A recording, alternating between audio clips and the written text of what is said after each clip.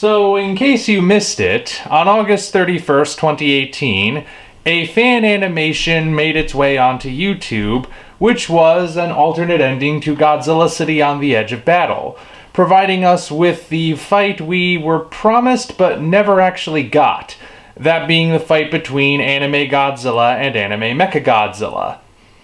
And given how many of you have been sending me links to it through the comments of other videos, or Gmail, or Twitter, I get the impression you might want to hear what I think of it. So here we are.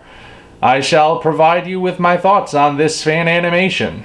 Now, I did see this before you guys started sending it to me, and I saw the reactions it was getting. Some people say it's better than the entire anime trilogy so far. Others say it's just shameless pandering. Well, speaking as someone who didn't like City on the Edge of Battle and thinks the trilogy as a whole has been one misstep after another, you can bet I do think this is superior to anything we've officially gotten from Toho and Polygon. But not because it's pandering. Now let me start by addressing the elephant in the room.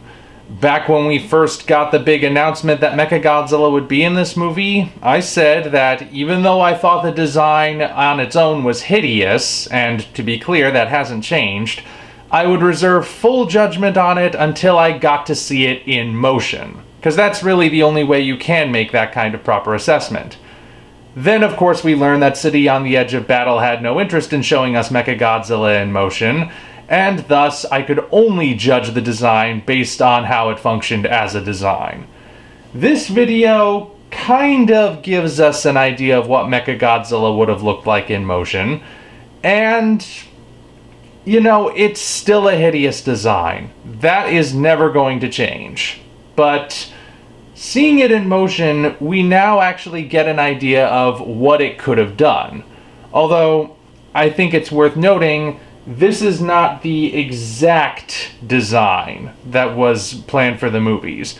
You line it up next to images of the figures or images of the basic design concept, you will notice some slight differences. Obviously, the overall design is what they went for with the anime, but in this particular fan animation, Mechagodzilla is a bit sleeker, a bit less complicated. So clearly those changes were needed, I'm guessing. I mean, it's a fan animation, it doesn't really prove anything, but it does serve as evidence of what could have been done with this Mechagodzilla. And what could have been done with it was interesting, I admit. They have it transforming, they have it using new weapons, and even though it does not help the design at all, which isn't this animator's fault, it does kind of make me wish we had gotten to see it, because we were robbed of an opportunity. Now, of course, the question then becomes, what opportunity? Because the one thing I keep seeing pop up over and over again is, we've already seen Godzilla and Mechagodzilla fight 5 times before in 5 different movies, why did we need to see it again? Well, there are several counter-arguments I can make to that. The first one being, yes, we've seen Godzilla and Mechagodzilla fight each other before in live action. We didn't see it happen in animation. And this particular still notwithstanding, what happens in animation is surprisingly different from what we've gotten before. Animation is supposed to be that medium which is limitless. Anything you can imagine, you can make it happen in animation. And the fact that they didn't take the opportunity with these movies has been a major source of disappointment. This particular video, you see Mechagodzilla transforming, you see all sorts of things happening with him, stuff that you could never accomplish with a man in a suit. Don't get me wrong, I love the traditional way Godzilla movies are done, but there are certain things you just can't accomplish with practical effects, but you can accomplish them with animation, and this video serves as an example of what could have been. It's not necessarily what definitely would have happened, but it does show us a possibility. So, in that particular sense, it really was a missed opportunity and a shame that we didn't see this fight happen. And that segues nicely into another counter-argument, which is Just because we've seen this fight before doesn't mean we've seen this fight before. By which I mean, every single time Godzilla and Mechagodzilla have fought, it's been different somehow. Even when the particular movie is a direct sequel to the movie that came before, it's managed to make things different every single time. The fights between Godzilla and Mechagodzilla in the Showa period are different than the one from the Heisei period, and both of those are different from the ones in the Millennium period. And here we see how it could have been different for the anime trilogy. That's something that a lot of people aren't acknowledging because they're just generalizing to try and make their point. But the issue here is, this fight is different from what we've seen before. And it shows that really all you need to make this fight seem interesting and not feel like you're just retreading old ground is imagination. That's all you need. And really, it's the job of the storyteller, be he a filmmaker or an animator or a writer or anything, it is the job of the storyteller to make familiar ground feel new. I mean, you want a perfect example of that, look at the original Star Wars trilogy. There are two different movies which end with the Rebel Alliance flying off to fight the Galactic Empire and specifically destroy the Death Star. The ending of A New Hope and the ending of Return of the Jedi. Both movies have the same goal at the end: destroy the Death Star. You cannot deny that.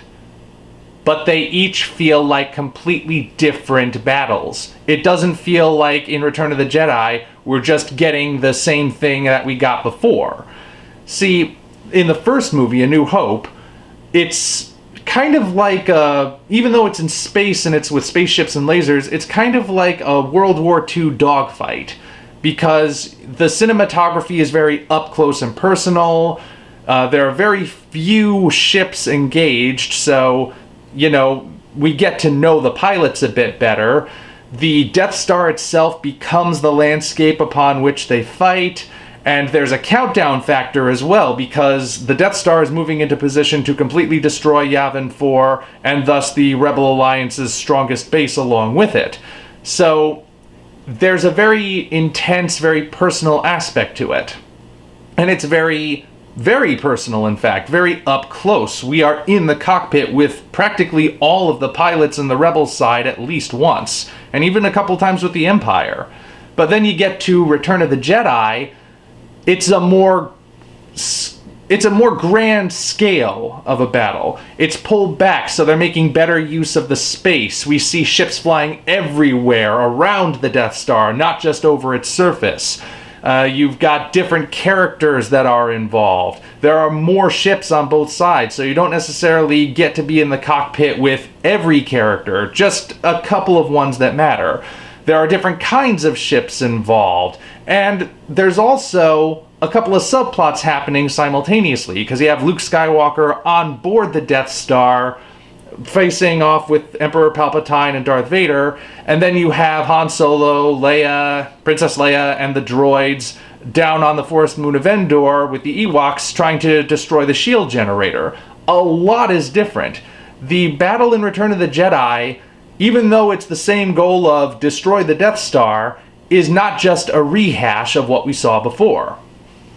So, in that particular aspect, we move into the third point, which is the anime movie was a rehash. City on the Edge of Battle has the same plot as Planet of the Monsters. That ultimately, when you get right down to it, was my original problem. Yes, I made a longer video saying that the trilogy as a whole missed the point of Godzilla and Mechagodzilla and just the whole point of the franchise, but my problems with City on the Edge of Battle specifically was that it had no reason to exist. It was retreading familiar ground and not making an effort to be different. Nowhere is that more evident than in the finale, wherein Godzilla is once again being lured into the same trap as he was before. You send the flying machines out to buzz around him and lure him into a particular place where they will trap him and shove a giant metal rod into his back to make him go boom.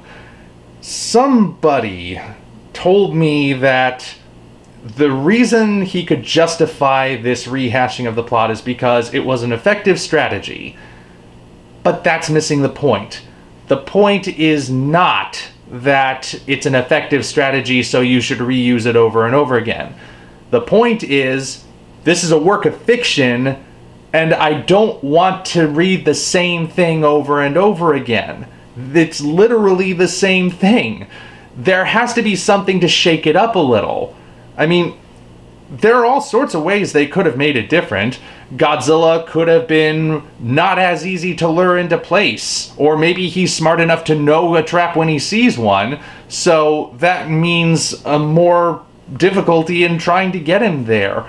Or he has an EMP weapon. You remember that EMP weapon he used at the end of Planet of the Monsters, which, by the way, would have been perfect against a robot monster? And yes, this fan animation does make use of it because it remembers. Good job on them. But you remember how he has that EMP weapon?